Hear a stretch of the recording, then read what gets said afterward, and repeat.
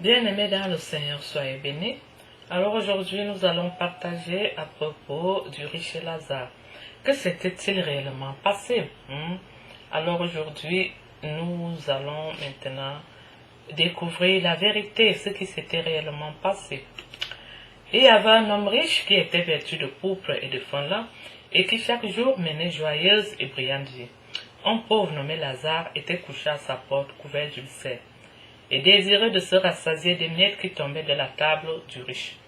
Et même les chiens venaient encore lécher ses ulcères. Le pauvre mourut, et il fut porté par les anges dans le sang d'Abraham. Le riche mourut aussi, et il fut enseveli dans le séjour des morts. Il leva les yeux, et tandis qu'il était en proie au tourment, il vit de loin Abraham et Lazare dans son sang.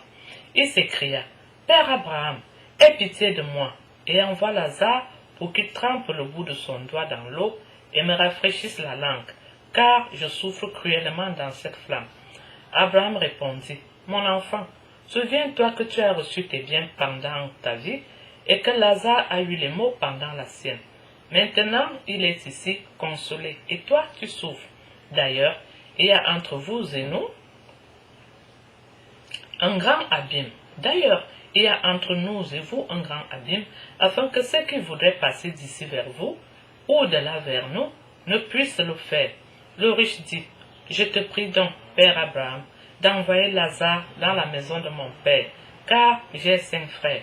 C'est pour qu'il leur atteste ces choses, afin qu'ils ne viennent pas aussi dans ce lieu de tourment. » Abraham répondit, « Ils ont Moïse et les prophètes, qu'ils les écoutent. » Et il dit, « Non, Père Abraham, mais si quelqu'un des morts va vers eux, ils se repentiront. » Et Abraham lui dit, « S'ils n'écoutent pas Moïse et les prophètes, ils ne se laisseront pas persuader quand même quelqu'un des morts ressusciterait. » Bien-aimés dans le Seigneur, soyez bénis. Alors voilà l'histoire du riche et Lazare. Une histoire qu'il fallait vraiment qu'on aille à la source pour découvrir réellement ce qui s'était passé. Donc parce qu'en fait ça se parlait dans les rumeurs, le riche et Lazare, le riche et Lazare. Alors aujourd'hui nous sommes vraiment convaincus que c'est une histoire réelle et vraie. Le paradis existe, l'abîme existe réellement, donc l'enfer existe.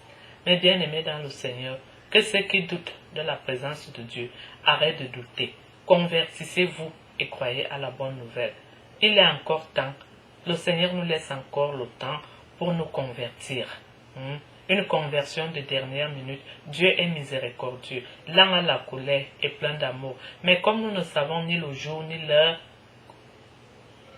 donc il est bien d'être prêt à tout moment. Raison pour laquelle le Seigneur nous dit, veillez et priez, soyez prêts à tout moment, parce que vous ne savez ni le jour ni l'heure. Ni l'heure. Parce que le Seigneur viendra comme un voleur quand nul ne l'attend pour venir juger. Pour venir nous juger.